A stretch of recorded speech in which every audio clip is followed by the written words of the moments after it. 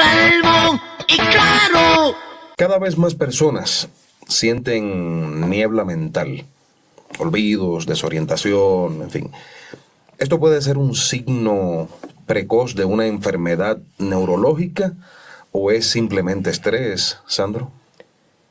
Por lo general, este tipo de problemas ocurre asociado a una base orgánica, es decir, de predisposición de cada ser o cada organismo.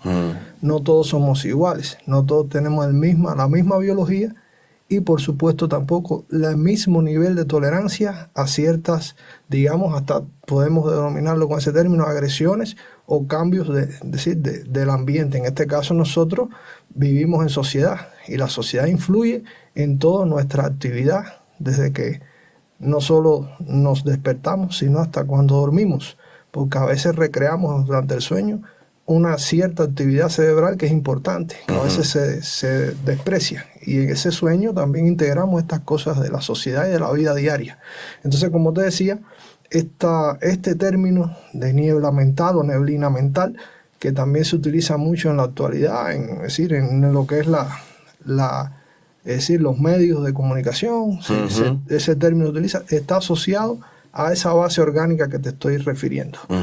Y por supuesto también puede afectar en menor grado a una persona que tenga menor grado de estrés, menor nivel de bloqueo, una mejor actitud ante la vida. Esa persona por supuesto va a estar menos afectada. Pero es una condición que se produce de una manera mixta, si no se produce de una sola causa, digamos, por el estrés o digamos porque orgánicamente es una mente más susceptible, sí es una cosa mixta y acumulativa. ¿Por qué le digo acumulativa? Porque eso es una serie de noxas que van agrediendo, es decir, a lo que es el sistema nervioso como tal, y va creando no solamente una base psicológica, sino que hay cambios en la actividad, digamos, cerebral, sobre todo en la neurotransmisión, condiciona la liberación de sustancias de forma mantenida que en un desequilibrio producen este estatus de daño o neblina mental o digamos afectación psíquica, que eso a la postre también daña al organismo. Así, cuando eso ya no solamente trasciende en el cerebro, sino que con esa acumulación mantenida que te estoy hablando, va acumulándose, valga la redundancia, ya llega a hacer un estado de desequilibrio importante en la liberación de sustancias negativas. Es decir, hay reconocido muchas sustancias que son positivas, que las libera el organismo, ¿sí? Que a veces son comprendidas en el tipo de sustancias hormonales y en otros casos como sustancias de neurotransmisión, las más importantes. Siempre las más que se reconocen y se hablan son las endorfinas. Cuando estas endorfinas no son liberadas de forma suficiente, ese desequilibrio de endorfinas, que es positivo que tenerla en el organismo, lleva a estos estados digamos, displacenteros, que acumulados estos estados displacenteros hacen que no solamente la persona emocionalmente tenga un desequilibrio, sino que su organismo somáticamente empieza a sufrir. Una de las enfermedades que más se ve en este tipo de situaciones es la reconocida fibromialgia, que antiguamente empezó a conocerse con otro nombre, que era fatiga crónica, porque la persona llegaba a un estado de agotamiento tal que parecía fatigado, y llegaba con fatiga muscular y con respuestas neurológicas inadecuadas, con dolores articulares, porque ya no solamente la unión, el daño se producía sobre el músculo, el cansancio ese no solamente era sobre el músculo, sino que se extendía a la unión fibrotendinosa sobre las articulaciones. Y este tipo de personas llega a padecer dolores musculares y articulares que parecen tal como una enfermedad reumatológica, y sin embargo es consecuencia de todo lo que estamos hablando. Es decir, es una acumulación, claro, como siempre le digo, con una base orgánica. Hay seres humanos mucho más resilientes, más fuertes a los problemas, a las dificultades. Y bueno, a veces, ya hablando específicamente de esta enfermedad, que muchas veces genera inquietud en la población, sobre todo en la femenina, porque es en una proporción más más frecuente en mujeres.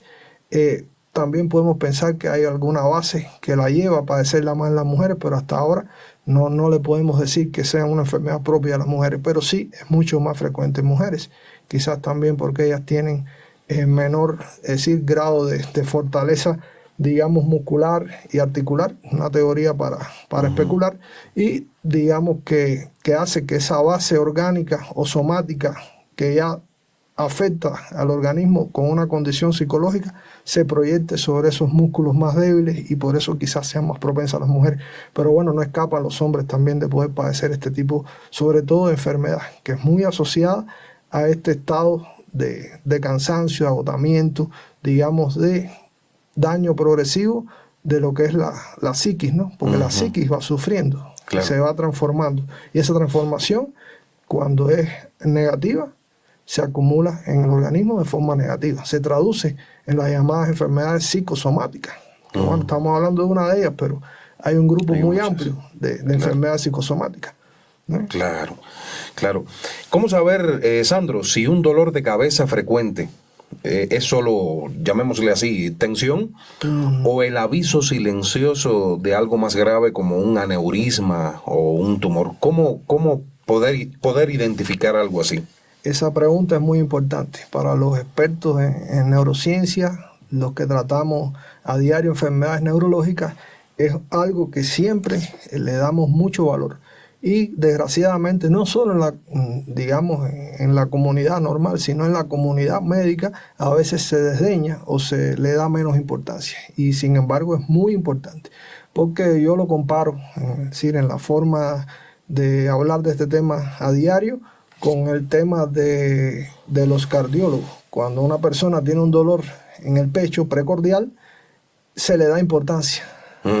No solamente la persona que lo sufre, sino también el médico que lo atiende y cualquier personal, ya sea familiar o personal paramédico, todo el mundo le da importancia y todo el mundo se concentra en ese dolor precordial y hasta que no esté establecida su causa, nadie descansa, ¿no? Ahora, con la cefalea o el dolor de cabeza, como también se conoce más vulgarmente, ese dolor de cabeza nadie le da la misma importancia. No vamos a decir que no se le da importancia, pero no se le da la correspondencia al dolor precordial. Y realmente es tan o más importante que el dolor precordial. ¿Así? Entonces, sí, porque una cefalea siempre avisa de algo, de alguna incluso anomalía que pudiera ser estructural, casi siempre estructural. ¿Por qué? Porque a veces nosotros en el plano de las ciencias neurológicas y antiguamente cualquier dolor de cabeza y más es decir, en su presentación se le hace el diagnóstico inicial por lo regular de cefalea migrañosa o la denominada migraña. Sin embargo, en la actualidad la conceptualización más moderna del término migraña se hace con dejarla solamente como un diagnóstico de exclusión.